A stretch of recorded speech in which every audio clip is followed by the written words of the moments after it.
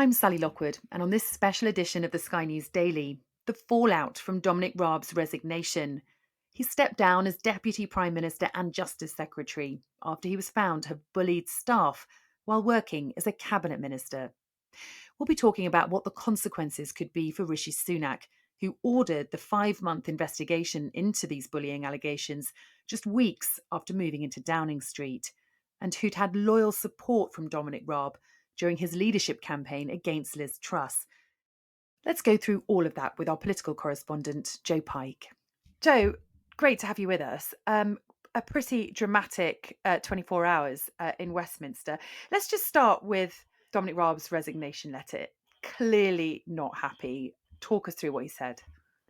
Unhappy, Sally, and also interesting that it has taken 24 hours after the report was delivered to Downing Street and to Mr. Raab to get a response. Clearly, he is unhappy with not just what Mr. Tolley has said in this report, but its implications for his career. And in this pretty long 2-page resignation letter, he hits out at the precedent he argues this could set for the relationship between ministers and their civil servants. And at the same time, he's also written a long article for The Telegraph, an opinion piece setting out his views and his frustrations. So perhaps he's been making the most of the last 24 hours to try and get his narrative out, and his narrative out very quickly as soon as the news dropped that he was leaving his top job. Yeah, I mean, this investigation, Joe, just to remind listeners, has been going on for 5 months now? It's taken 24 hours for a response. And the response, interestingly, was a resignation, not a sacking. What do you make of all that? It's always difficult with prime ministers whether to decide to sack somebody or let them resign. Effectively, the same thing is happening, but the sort of optics are different. Dominic Raab is a close ally of Rishi Sunak and has been by his side through some of the pretty difficult moments in the leadership contest last summer. There were moments where Dominic Raab was a sort of outrider on the airwaves, defending Rishi Sunak and attacking Liz Truss pretty heavily, even when it became clear from opinion polls that Mr. Sunak was going to lose that race. So he's somebody who's made his loyalty to Rishi Sunak very, very clear, even before he got into number 10 and was rewarded with that deputy PM job. So I don't think Rishi Sunak wants to create an enemy, but also doesn't want to treat him too badly. One thing prime ministers usually think about when they are looking into the HR decisions around their cabinet table is what it looks like, not just to the public, but to MPs too. Yet you don't want to look like you're treating cabinet ministers badly who've been loyal to you, because it doesn't necessarily set a great a precedent. It's not what MPs want to see. Before we get on to the article that Dominic Raab has written in The Telegraph, making his views extremely clear, let's just go through the allegations that have been made against Dominic Raab. Dominic Raab has been a cabinet minister through Theresa May, Boris Johnson, now Rishi Sunak's administration, and there have been allegations of bad behaviour throughout, I would argue, his career at the top of government, but not necessarily that clear allegations. Rishi Sunak asked Adam Tolley, the senior KC, to investigate, and he has found that Dominic Raab's behaviour towards civil servants at points was intimidating, was persistently aggressive, that he said that the work of civil servants at points was utterly useless and woeful, and that some of this behaviour could be seen to have been undermining and humiliating. But as Dominic Raab points out himself in his own letter, not all of the allegations were upheld by Adam Tolley, and there was also evidence that some of the civil servants trying to contribute to the case against Dominic Raab hadn't actually met him. What I think is the key point to remember on this is where the definition of bullying was put. Certainly, the definition of bullying adopted by Mr. Tolley, the lawyer, and by Rishi Sunak, the Prime Minister, was pretty broad, not relying on intent. So, according to Rishi Sunak and Mr. Tolley, Dominic Raab didn't have to realise he was bullying for his behaviour to qualify as bullying. Whether he was aware of it or not, they argue there is evidence of bad behaviour. Therefore, there was a breach of the ministerial code, and Dominic Raab had to leave his job. He says at the start of his letter, I called for the inquiry and undertook to resign if it made any finding of bullying whatsoever. I believe it is important to keep my word. But also, he says later on, while I feel duty bound to accept the outcome, it dismissed all but 2 of the claims levelled against me. I also believe that its adverse findings are flawed and set a dangerous precedent for the conduct of good government. He's basically arguing ministers need to hold civil servants to account. If their work isn't up to scratch, they need to be told. Certainly, he seems to have been implying in his interactions with civil servants they weren't prepared. He has high standards, maybe thought there was some sort of cultural resistance within the civil service, was calling it out and feels that he has been unjustly treated for doing so. And certainly, Joe, Dominic Raab has taken the time to write more than 1,000 words in the Daily Telegraph this morning, Friday, at the time of recording. Tell us what he says in that article. Well, he echoes what he said in his resignation letter, but also, I think, is frustrated with the timeline of these complaints, that complaints from a vast swathe of his time in government have been all put together. He says in the article, normal rules of evidence and procedural fairness were disapplied. For example, there is a 3-month time limit for bringing bullying claims in an employment tribunal, while standard internal human resources practice is to avoid unreasonable delay because late claims are unfair and unreliable. In my case, Dominic Raab writes, all the complaints were stored up for over 3 months, most over 8 months, some for over 4 years, and then submitted, he argues, in a coordinated way. Certainly, Rishi Sunak seems to partly agree with this argument because in his response to Dominic Raab's resignation letter, he says it's clear there have been shortcomings in the historic process, and the Prime Minister has asked the Cabinet Office, this department at the centre of government, to look into historic complaints. I suppose the Prime Minister is maybe saying he's concerned at the timeliness of complaints.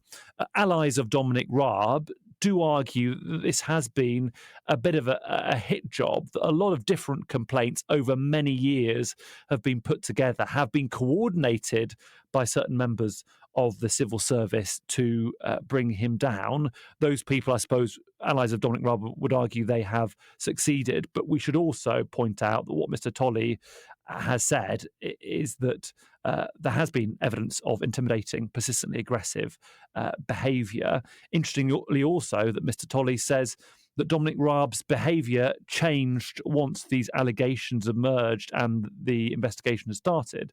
Of course, we now realise that, of course, was far too late for the former Deputy PM. The counterclaim, Joe, will be Dominic Raab was a tough taskmaster, and you need a thick skin to be a civil servant. You need a thick skin for a lot of industries. You need a thick skin to work in a newsroom, as I'm sure you've experienced, Joe.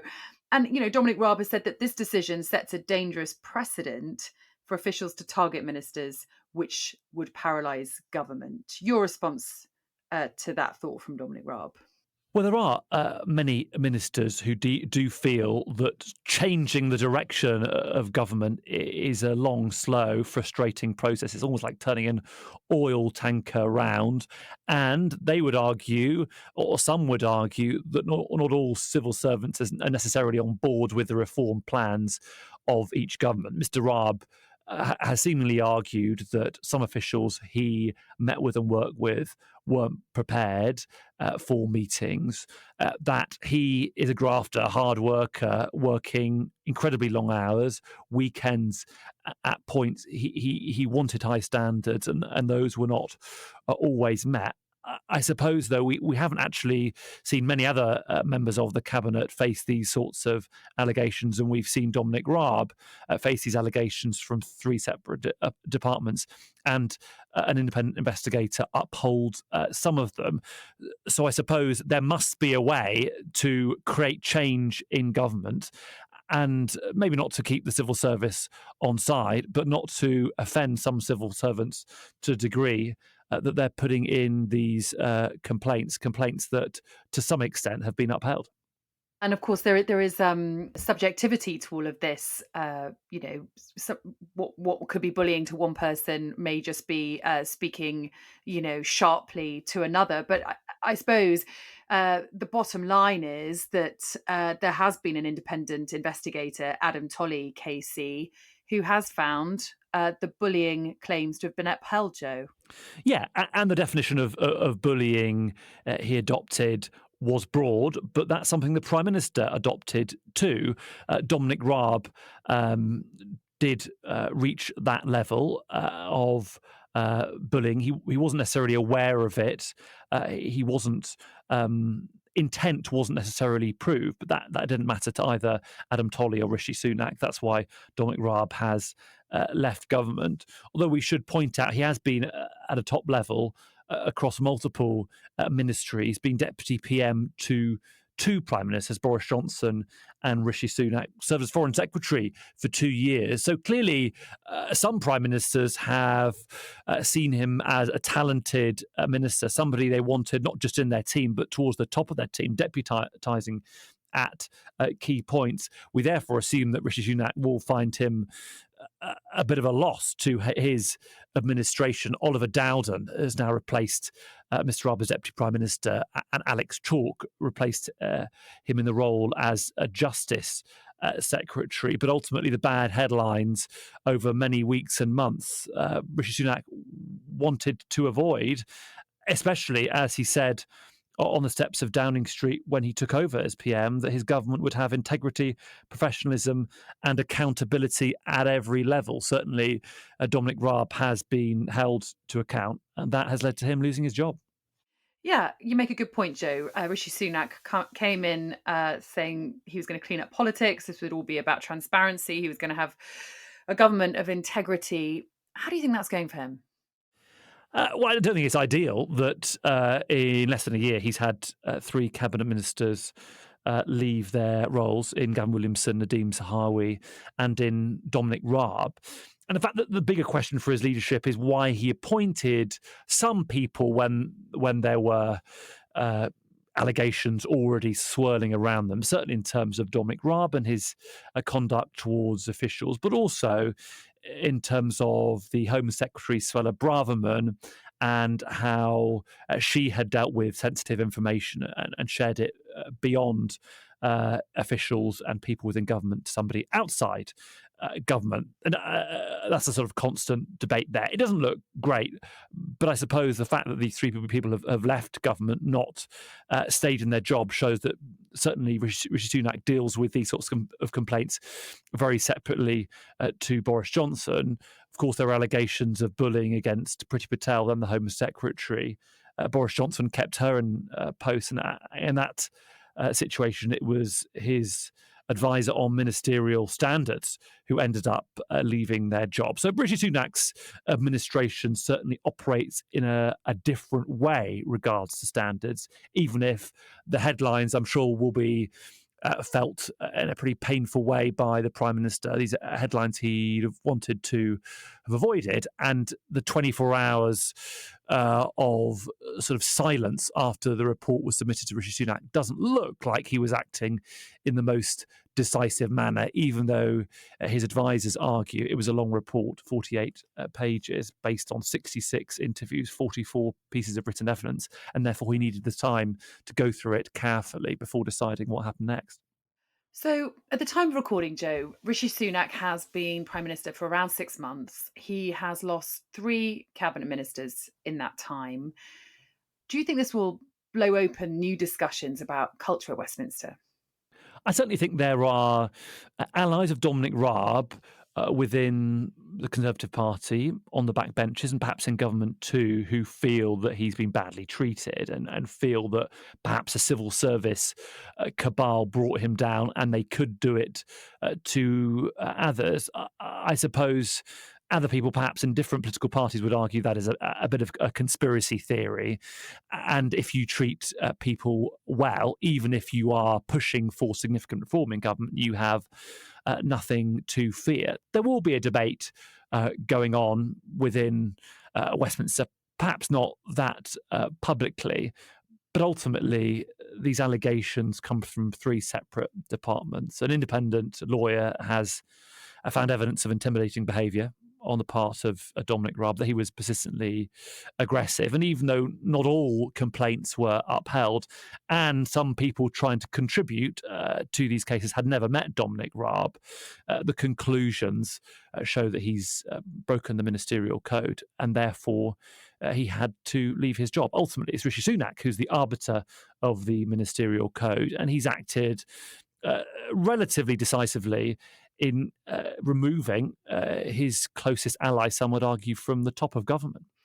And this is all, a bit of a gift for Labour, isn't it? Dominic Raab, the Deputy Prime Minister, having to resign amid bullying allegations. What have they been saying?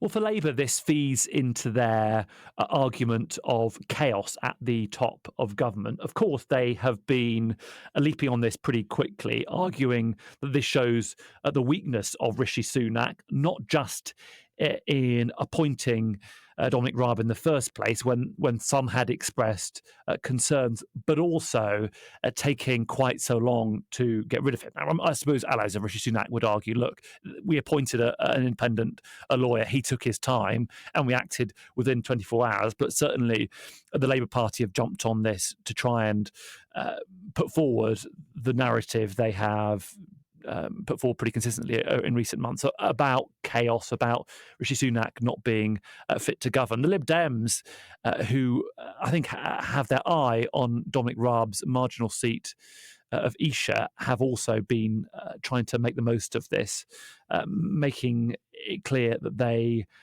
think that they can win that seat. It could have been a big scalp for them to win at the next general election, potentially a big Portillo moment.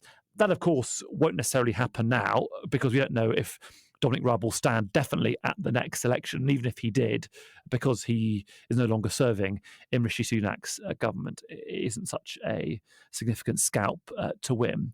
Certainly, though, opposition parties trying to make their most and feeding into these arguments of chaos that I'm sure we'll see them use in the coming months right up until the general election. And of course, they're also using it as an opportunity to cast doubt over Rishi Sunak's authority in his own government, that Dominic Raab resigned instead of him being sacked, Joe. Do you think that's significant? It's a point that they are perfectly entitled to make. There is always, though, a judgment made by prime ministers over sacking people, which potentially could be seen by Tories on the backbenches as treating allies badly, or letting them do the decent thing and resign. Rishi Sunak seemingly here has let Dominic Raab resign, let him in some ways try and control the narrative with this resignation letter and this long article in the Telegraph. But ultimately, he has lost his job, and Rishi Sunak has overseen that. And therefore, he would argue, I'm sure, that standards of integrity, of professionalism, of accountability have been upheld at the top of government, and he's moved swiftly to appoint ministers to replace them: Oliver Dowden as Deputy PM and Alex Chalk as the Justice Secretary. And a final thought from you, Joe, if I may. Obviously, it's not been a great 24 hours for Rishi Sunak, certainly not for Dominic Raab, and this may rumble on for some time. How much do you think it's actually going to cause long-term damage, either at the local elections just next month, or longer term in the general election in the next 18 months? I think by the time of the general election, people will have forgotten about Dominic Raab. Certainly, though, it's not the ideal prelude to the local elections, which is the first chance we have really to see in electoral terms the impact of Rishi Sunak's leadership and the sort of post-Partygate view of voters, even though we should say the local elections last time around 4 years ago were in the dying days of Theresa May's premiership, when the Conservatives weren't in a good place either.